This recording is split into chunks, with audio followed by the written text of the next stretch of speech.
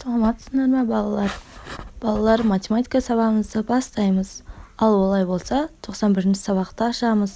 Сабақтың тақырыбы бір бағыттағы қуып жету және қалып қою қозғалысы. Ал олай болса, екінші тапсырмаға қараймыз. Балалар, мына жерде екінші тапсырмаға қарасақ, мәтін беріліп тұр. Осыған шешудің шартын жауабын жазамыз. Бұнда екінші есепте B1 25 км, V2 7 км. Ара қашықтығы мен уақыты белгісіз. Осы екеуін табу үшін шешуін жазамыз. Бұнда V тең 25 азайту 7 тең 18 км. 54-ті бөлеміз 18-ге, сонда 3 сағат шығады. 25-ті сосын 3-ке көбейтсек 75 км. Сонда жауабы катер жүріп өткен ара қашықтығы 75 км болады екен, балалар. Ал олай болса, үшінші тапсырмаға қараймыз. Бұнда үшінші тапсырмада есептерді шығар. Бұнда есеп берілген А және Ә, Б. Ал олай болса, әсіне қараймыз. Оқушылар, бұнда B1 15 км сағатына, V2 20 км сағатына. Уақыты 3 сағат, ара қашықтығы белгісіз километр. Біз бұны табу үшін шешуін жазамыз. Оқушылар, жақшаның ішіне 15 қосу 20 жақшаны жабамыз. Сосын одан шыққан санды 3-ке көбейтеміз.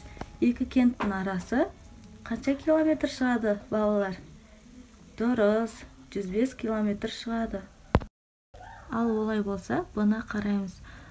Біз ол үшін оны табу үшін 12-ден азайтамыз 10-ды, тең 2 сағат. 12-ні 3-ке қосамыз, 15 километр. Сосын 60-ты бөлеміз 15-ке, онда 4 сағат.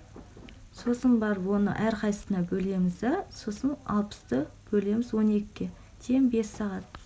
Ал оқушылар, осыны жазып алған болса, 4-ші тапсырмаға қараймыз. Оқушылар, бұнда 4-ші есепте теңдеуді құрып шығар. Бұнда жақшаның ішіндегі 85 қосылған X жақшаны жабамыз, оны 6-ға көбейтеміз. Сонда 930 шығады. Сосын бізде осылай шықты, өте күрделі. Біз бұны жай күрделіге айналдырамыз, жай теңдеуге айналдырып шығарамыз.